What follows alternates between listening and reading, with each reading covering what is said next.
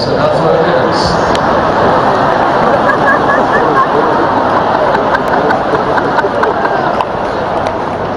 It is so-so, you know?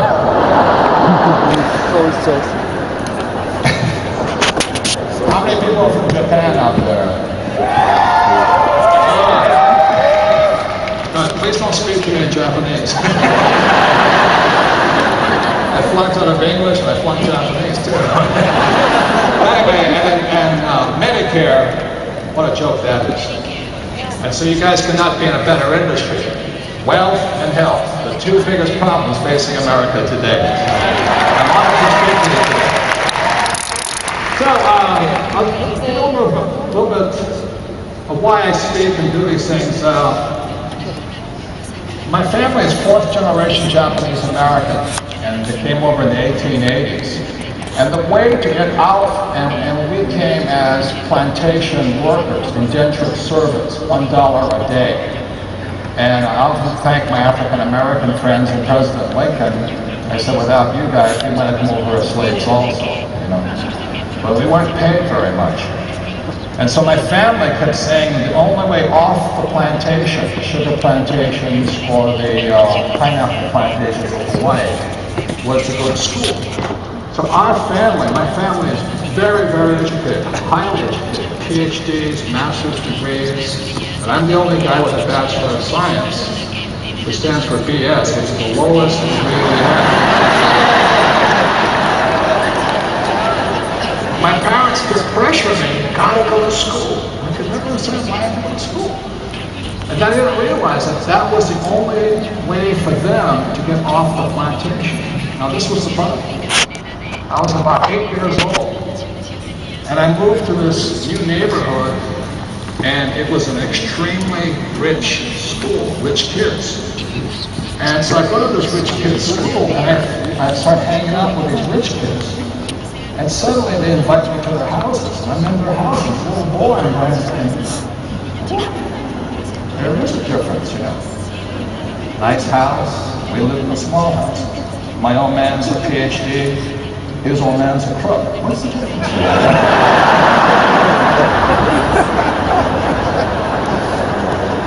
And then finally dawned on, I'm only kidding you guys, to keep you awake. But what I realized then was that the kids I was going to school with, they were the guys that owned the plantation. They were the sons and daughters of the plantation owners. And I realized I was the guy trying to get off the plantation. So my mom and dad has a PhD, my mother's her degree in nursing, you know. We got off the plantation, but we never learned how to own the plantation. So as a little boy, 8 years old, I'm going, they're not teaching me something in school. And the only reason I knew that was because my dad was highly educated, but he had no idea how to own that house. Not a clue. So I realized my government, not that they were lying to me, they weren't really telling me the truth. So that's when I got very suspicious of politicians and government workers. Ironically, my dad, being a PhD, is a government employee, and he's still giving me that same mantra. Go to school, get good grades, you can get a safe, secure job, save money, get out of that debt, and invest in mutual funds.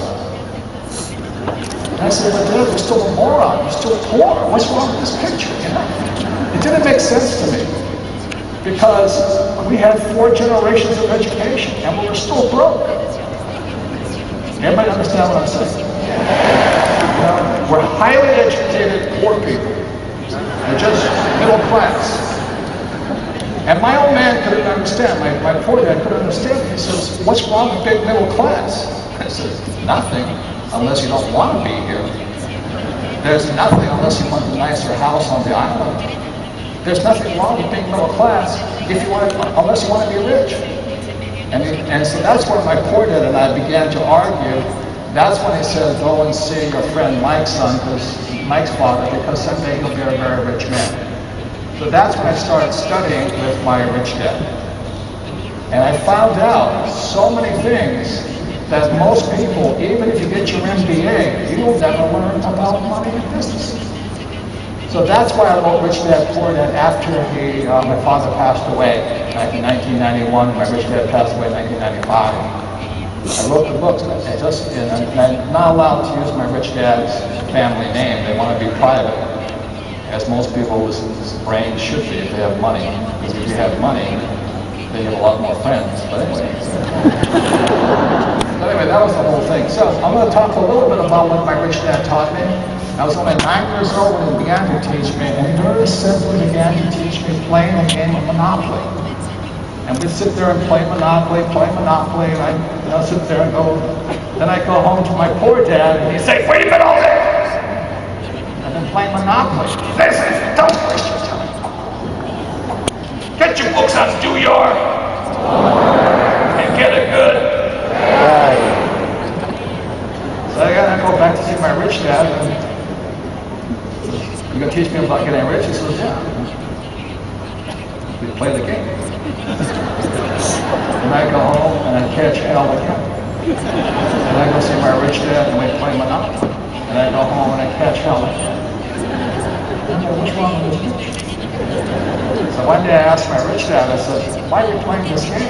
And he very simply said, "Well, the game of Monopoly is the formula for great wealth. It's not the only formula, it is one of the formulas." I said, "What's the formula?" He said, 4 green houses, 1031 Red Hotel. That's all you have.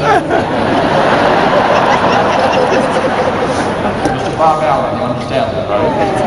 Big hand for Bob Allen.